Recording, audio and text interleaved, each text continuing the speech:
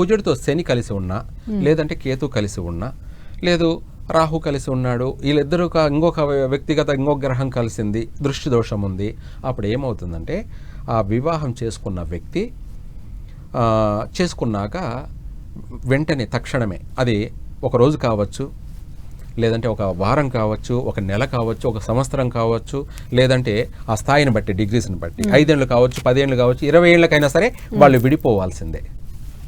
ఏ రోజైనా విడిపోవాల్సిందే.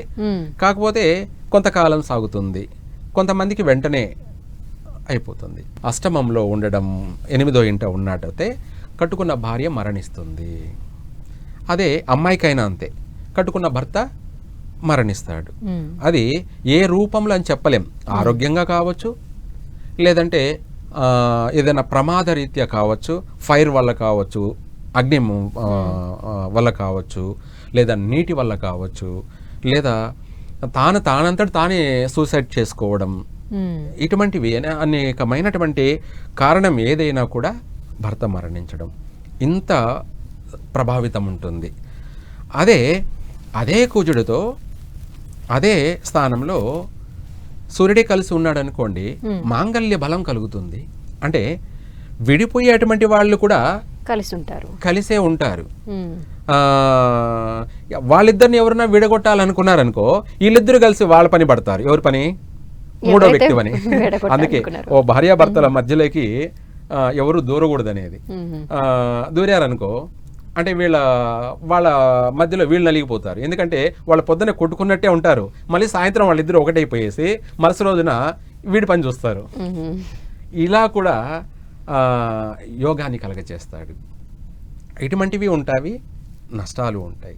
అదే కాకుండా ఆయన ఉన్న స్థానాన్ని బట్టి శుభగ్రహం కలిసి తోడుగా ఉన్నదనుకో, వాళ్ళు అధిక ధనార్జన పొందడం.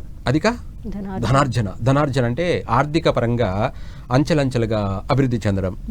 ఆయనతో కలిసి ఉంటే భూలాభం అంటారు. భూలాభం అంటే ఇంకా చెప్పాలంటే దాని గురించి విశ్లేషణ చాలా బాగుంటుంది.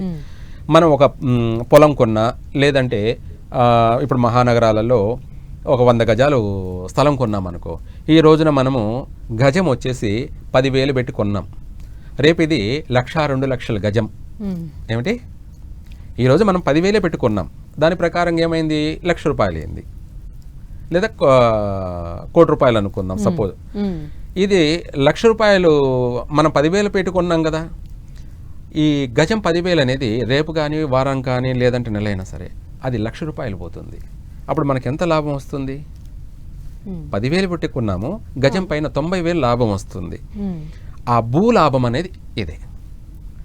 మనం ఆ కొన్న స్థలానికి అంతకు 10 రెట్టింపు లాభాన్ని కలుగు చేస్తుంటాడు. ఎందుకంటే భూకారకుడు కాబట్టి ఏనా ఆ భూలాభం అనేది యోగాన్ని కలగచేస్తుంది. వాడు రాత్రికి కోటీశ్వరుడైపోతాడు. వాడు ఎంత కష్టపడితే, ఎన్ని వ్యాపారాలు చేస్తే, ఎన్ని పనులు చేస్తే వాడికి రాని డబ్బు, అదే అదృష్టం అంటారు. దాన్ని ఏమంటారు? మన అదృష్ట కార్యక్రమంలో అదృష్టం. వాడికి ఎందుకో కొనాలనిపించింది, తన దగ్గర డబ్బు లేకపోయినా తన ఇంట్లో భార్య దగ్గర ఉన్నటువంటి నగలైనా అమ్మేసి ఆ స్థలాన్ని కొనాలనుకుంటాడు, కొంటాడు. తర్వాత దాన్ని కాస్త వ్యాపారం చేద్దామని వ్యాపారం రూపంలోకి మారిపోతాడు. మైండ్ సెట్ అంటే వ్యాపార మైండ్ సెట్ అయిపోతుంది. ఎందుకంటే అదృష్టం అనేది కలిసి వస్తుందన్నమాట. దాన్ని రేటు వచ్చిందనుకోండి, మంచి రేటు, అమ్మేస్తాడు. 1,00,000 రూపాయల లెక్కన ఏమైందంటే 100 గజాలు 1,00,00,000 రూపాయలు అయింది.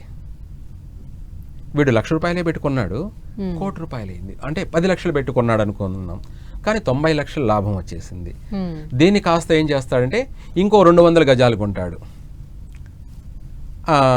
అది వాడు దానికి ఇంకొంచెం రేటు పెంచైనా కొంటాడు మంచి చోట. దాని కాస్త మళ్ళీ ఏమైందంటే 2 లక్షలు, 1,50,000 పెట్టి అమ్ముతాడు. ఇలా వాడు ఉన్న పలానా రోజుకి అభివృద్ధి చెందుతూ పోతున్నాడు. కనీసం 1,00,000, 10 లక్షలు పెట్టుబడి పెట్టిన వాడు ఓ సంవత్సరం తిరిగి చూసేటప్పటికల్లా వాడు 100 కోట్లకు అధిపతి అయిపోయాడు. 100 కోట్లకి అధిపతి. ఏ విధంగా? మన కళ్ళతో చూస్తున్నాం ఎంతో మందిని. మీరు చూసేది వేరు, మేము రోజు చూసేది వేరు. ఎందుకంటే మా దగ్గరికి ఎంతో మంది వస్తూ ఉంటారు కాబట్టి ఎంతమంది అభివృద్ధి చెందారు, ఎంతమంది నష్టపోయారు అనేది కూడా ప్రతిదీ కౌంట్ ఉంటుంది.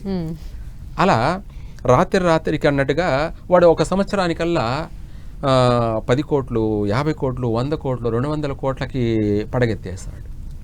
మరి కుజుని యొక్క ప్రభావం ఎలా ఉంటుంది అంటే, అలా ఉన్న పలానా రాత్రికి వాడు కోటీశ్వరుడైపోవడం.